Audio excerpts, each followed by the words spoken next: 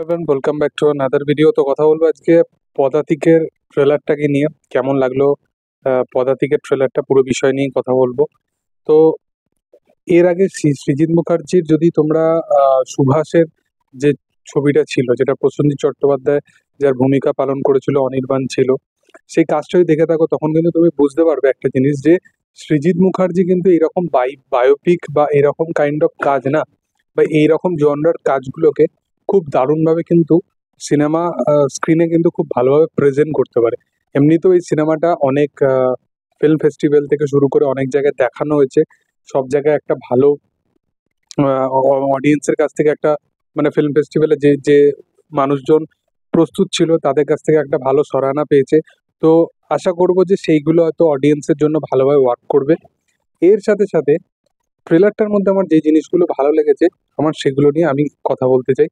তো প্রথম যেটা ভালো লেগেছে সেটা হচ্ছে যে এখানে চঞ্চল চৌধুরীকে দারুণ লাগছে দেখতে। তাকে অ্যাজ এ মৃণাল সেন হিসাবে যেভাবে প্রেজেন্ট করা হয়েছে সেটা ব্যাপক। কিছু কিছু ট্রেলারে এমন এমন সিকোয়েন্স আছে যেগুলো দেখলে অ্যাকচুয়ালি গুজবাম্পস দিয়ে দেয়। যারা সত্যজিৎ রায় এবং পথের পাঁচালী এইরকম কাইন্ড অফ ছবি দেখতে পছন্দ করো, বিশেষ করে তাদের জন্য। প্রথমে সত্যজিৎ রায়ের চরিত্রে জিতু কমলকে দেখানো হলো। আমরা জানি যে সত্যজিৎ রায়কে নিয়ে সে যখন ছবি আনে সেটা একটা ব্যাপক মাপের ছবিটা চলে এবং সবাই ভালো বলে এবং ভালো সরাহনা দেয়। তার পারফরমেন্সও সেখানে ভালো ছিল এবং তাকে সত্যজিৎ রায় হিসেবে দারুণ মানিয়েছিল। তো সেই সত্যজিৎ রায় হিসাবে তাকে দেখতে পাই আমরা। এবং তারপরে পথের পাঁচালীর পোস্টারগুলো মারা আছে এবং সেখানে মৃণাল সেন হেঁটে হেঁটে যাচ্ছে। ওই জায়গাটা খুব সুন্দরভাবে ক্রিয়েট করা। এর সাথে সাথে একটা জায়গা, সে যতগুলো সিনেমা বানিয়েছে তার সিনেমায় খুব বিশেষ করে পলিটিক্সটাকে বেশি প্রাধান্য দেওয়া হতো। এটা মৃণাল সেনের ছবির ট্রুপ ছিল। তো মৃণাল সেনের সেই যে পলিটিক্স থেকে শুরু করে সমস্ত বিষয়বস্তু, এবং তিনি ইনসাইডার একটা কমরেড ছিল, তো এই সমস্ত জিনিসগুলোকে তুলে ধরা। এবং সে যখন তার চিত্রনাট্যগুলো লিখছে সেখানে সে কী কী প্রবলেম ফেস করছে এই ব্যাপারগুলো সেখানে তুলে ধরা, সেগুলো ব্যাপক।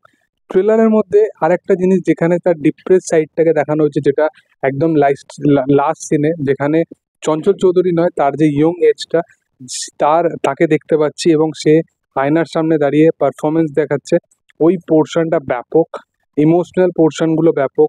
রবীন্দ্রনাথের ওই চিতাতে ওই আগুন, মানে লাস্ট যখন রবীন্দ্রনাথের বডিটা নিয়ে যাওয়া হচ্ছে, ওই পোর্শনটা যেটা টিজারেও ব্যাপকভাবে পোর্ট্রে করা ছিল। এর সাথে সাথে ট্রেলারটার মধ্যে আমার একটা জিনিস খামতি লেগেছে।